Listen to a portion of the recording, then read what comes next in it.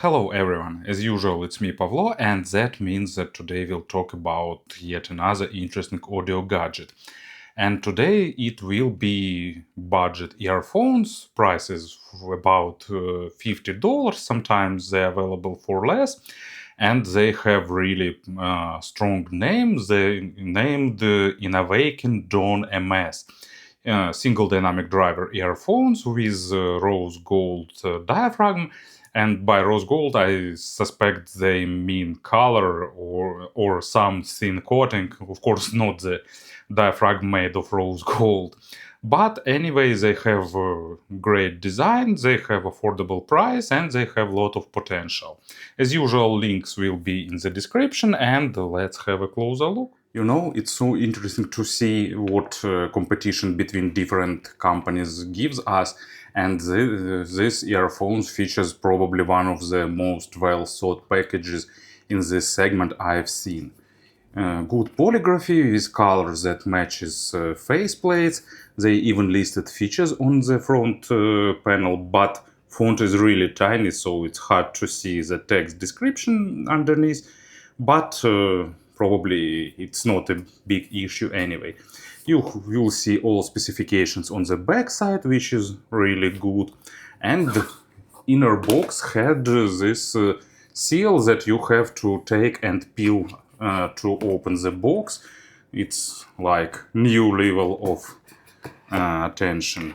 Then we have earpieces themselves, bag with some papers. So let's unglue them from this protective film and put aside. And here goes box with accessories. Actually, I need to tap it a few times to get out because actually there is a easier way to do that. So let's see what we're getting here. Which way this should open. From the bottom here goes stock cable, and here probably some case. Yep, I was right. We're getting nice case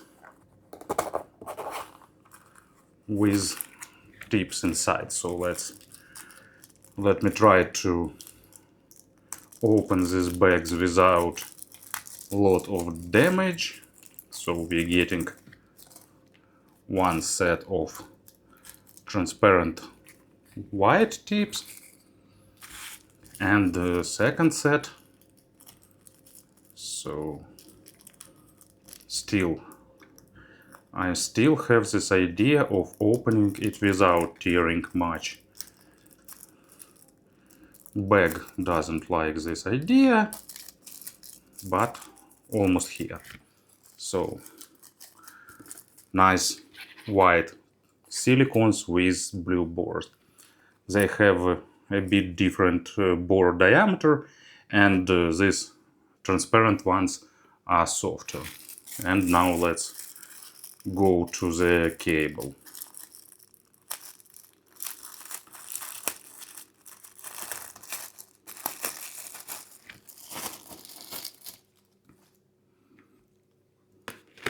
So here are earpieces themselves. In my opinion, they look pretty fancy.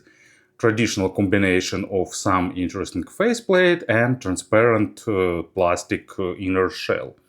Actually, here we can see this dynamic driver, socket and the wiring. It's not some hybrid model with crossover, different drivers, so it's just a simple dynamic driver earphone. So no fancy internals, but overall exterior is pretty nice. Interesting faceplate, so definitely creators put some efforts into design. They are comfortable, they have a pretty small shape, and they fitting nicely into ears, at least into mine. They have nice extended spout with average length, and the passive sound isolation is also about average.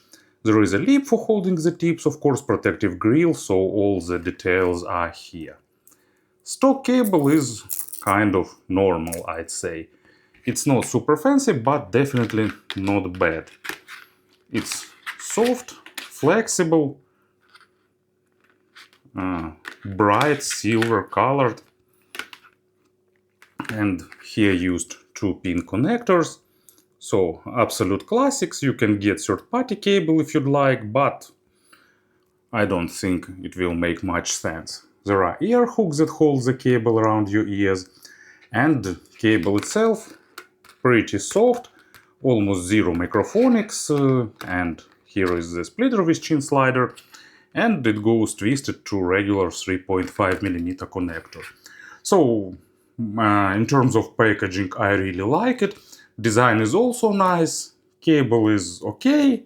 So overall, this earphones gives really pleasant initial impressions. As well as many other dynamic driver earphones, this pair is really dependent on the fit. So if you decide to get these earphones, you need to spend time finding the best fitting tips that will isolate your ear channels and provide a good seal.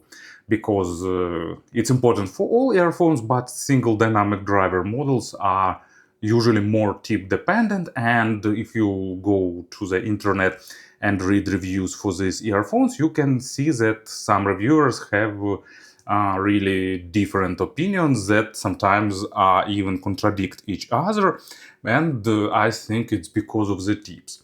In general, I'd say that it's a well-tuned model oriented towards mass market. It's a moderate V-shaped signature with accents in sound to make it more tasty.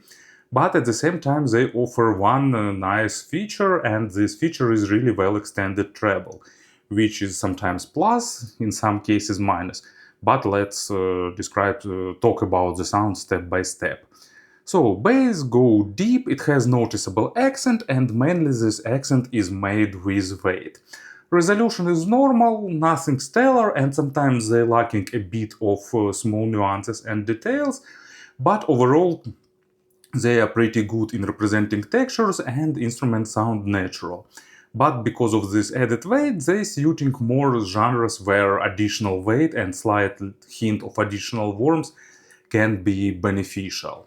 In general, it's all a matter of preferences, but for the audiophilic records, I prefer slightly faster and drier low frequencies. But if you like a bit of weight, it can be a really good option. And here is an example. It's Michael Jackson, Smooth Criminal. I really like this track. I enjoy bass line here. I enjoy vocal and all that effect that this extended remix is filled with, and all that sounds pretty enjoyable. I'm lacking a bit of definition in bass, but for this price I think it's more of nitpicking. Mid frequencies, lower part of mid frequencies is slightly colorated by bass. It has a bit of additional warmth that adds more body for the instrument that fits into lower mids. But middle and upper mids are natural and pretty resolving. Actually, pretty uncolored earphones in this aspect, delivering a good amount of small nuances and details. Doing this surprisingly good for the single dynamic driver. If you use some coloration from the dynamic driver, it's not the case, so absolutely what is present in the record will be played here. So with poorly recorded material, they can sound poor, so despite of budget price, these earphones will benefit from the better records. Imaginary stage is slightly above average in width and slightly below average in depth. They are not super deep, but width is done really well in terms of staging. Instruments and vocals have nice sense of presence, and the slight upper mids peak helps to add more spiciness to the sound. If we'll talk about examples, it's Nazareth, Go Down Fighting. I really like Nazareth, and I like this compilation. It's just their best hits. I like signature vocal, and it sounds really good. and guitars are pretty aggressive. Bass line is slightly highlighted, but still sounds pretty enjoyable. And as I already mentioned, these earphones have above average treble extension. It's typical for models in $100+ range, but in $50 range it's not that common, and these earphones offer good extension and they offer a really good balance. They don't sound too harsh, they don't sound too sharp or too sibilant, but at the same time they provide really good saturation with overtones, both basic and more extended. Of course, layering is almost absent here, so no rich audiophilic nuances, but good sense of realism for the instruments with good overtones, with a lot of overtones is here, and a nice sense of airiness. Good balance of attacks and decays in the treble area also helps to build a nice stage. But at the same time, keep in mind that if something is recorded poorly with poor treble, it can be really audible with these earphones. And as for example, it's Pain of Salvation, their acoustic album, Holy Diver, cover of Dio classics, and the really bold bass line. This track has really accented low frequencies even in the record, and with these earphones it's getting a bit of additional weight. But at the same time, vocal and instruments are really nice, saturated, giving good sense of realism thanks to the treble performance of these earphones. In terms of pairing, they benefit from some digital tonal converters, probably something in about $30–40 segment, like Fuse KA11, for example, or something similarly priced will be good for them. And of course, prefer a more neutral device without bass boost. Speaking about the comparisons, I don't know, just few models for the reference. First thing that came to my mind is actually Moondrop Aria 2, and the Aria is slightly less weighty on the bass, but at the same time mids and treble here is slightly more natural and more detailed. And the Fio JD7, a bit of underlooked gem in my opinion, because they are great both in terms of design and sound. They are more forward and more aggressive, more energetic, so mids and treble here is a bit more refined.